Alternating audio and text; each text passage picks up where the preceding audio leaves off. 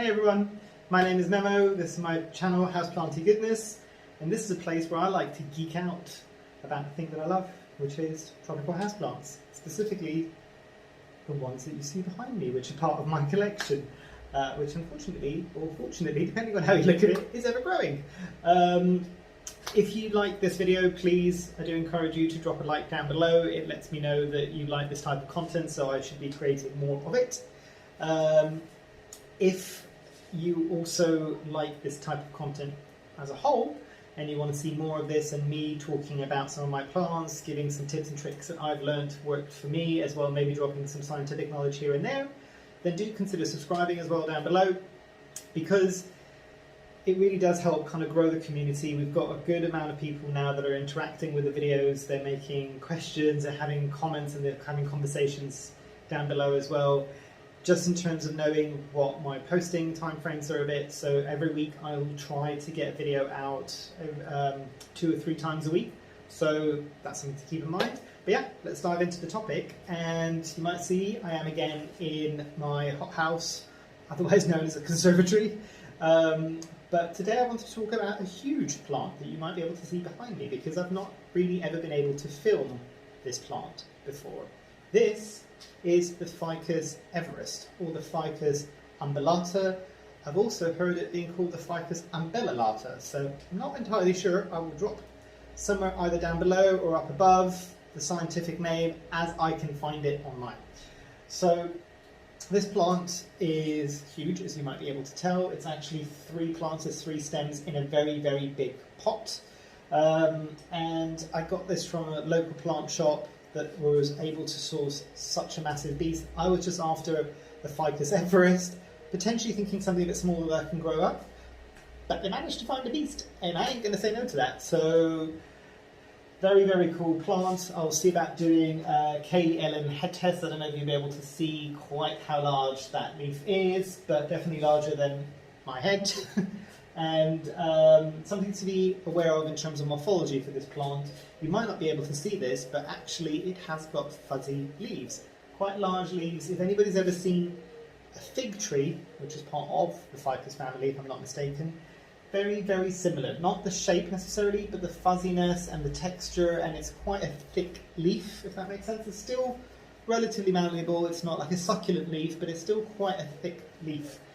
And what you might be able to see, I don't know if it's coming across on camera, some of the dust that you might be able to see on this, it is the media that you get some of the predatory mites that will consume spider mites, essentially. So that's how it arrives. I've also got some of these tea bag looking satchels that I usually put on at the beginning of spring for most of my plants, because they work as a preventative. If any spider mites were to appear, they will go and attack. Essentially, those predatory mites would go and attack the spider mites, which is great. I actually found that those things work better a lot of the times than anything like neem or systemic pesticides. That works really well, because essentially that's what happens outside in nature a lot of times. So that would be the natural predators of the spider mites. Now this plant has always had spider mites, pretty much like shortly after I got it, it started getting spider mites, but because of the fuzziness of the leaves, it never really damaged the plant too much. But let's talk a bit more specifically about the plant rather than the pests. So, as with most ficuses, this does the same thing, where they're a bit of a prima donna. So, they don't like change. They are creatures of habit.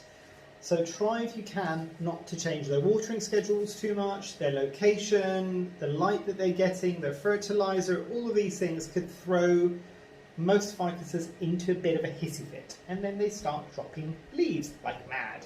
Now what you might not be able to see is at the bottom of this plant as well, some of the leaves are missing, because essentially the moment that I brought it into my house, it threw a bit of a wobbly and dropped some of the leaves.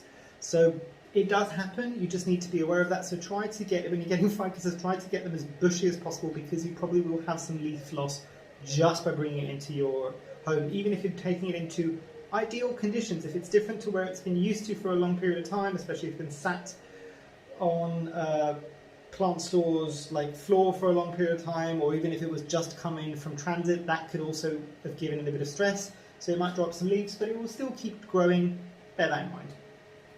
So yeah, this plant is in a very big pot, and you might think that it takes a very long period between waterings, but actually I've not been able to repot it in any way or form because I don't think I can find a pot that's bigger than what I've already got, because it's bigger than a bucket basically. It's quite large. So it's staying in there for the foreseeable future until I start seeing some real signs of distress, and at the moment it's growing quite nicely and it's still growing at the top as well. I'm finally getting to see some growth happening right at the very top of the growth point. I don't know whether or not you're going to be able to see that there, but that wasn't really happening in the previous location because it didn't have top-down lighting. So it was kind of like looking at the ceiling of the room, and then it had windows all around it. It had huge bay windows, not even bay windows, I think they were, why am I blocking there? But they were very big patio door type windows essentially, so it was getting a lot of light. And yeah, this plant, as I said, because it's in a big pot, but potentially because it's root bound, is getting watered every 5 days, and that's what it needs. I tried watering it less frequently, it threw hissy fit after hissy fit. I then tried even more densely in terms of how often the watering was happening, so about every 2 or 3 days. That was too much. 5 days is what we've established is what this prima donna wants. So 5 days is what it gets. It gets watered every 5 days, at least in my environment, and for this specific plant in this specific pot. So just bear that in mind. It will probably be different in your situation and in your environment, but trial and error. Try watering less frequently, start there because it can probably do less damage. Then try bringing the water frequency in a bit closer. Don't go from one extreme to the other. Don't go from like every 15 days to every 2 days, because the roots are kind of going to be a bit dry and you might encourage some root rot then. Generally speaking, there's less damage that you can do from underwatering than there is from overwatering, so just bear that in mind. In terms of humidity requirements, this doesn't need a huge amount of humidity. It is in the plant room mainly because it's the biggest space that I can give it with the decent amount of light that it might need to thrive. So humidity wasn't as much of an issue. It was a regular household humidity and it didn't really struggle too much, to be fair. And yeah, I'm trying to think if there's anything else I want to say about this plant. I think that might be everything for now. So if you've got this plant, if you're thinking about getting this plant, if you want to ask questions about this plant, do drop it in the comments down below. Let's have that conversation. And yeah, I think that's all. I hope you've enjoyed. Hopefully I shall see you here soon. And yeah, have a great rest of the day. Thanks. Bye.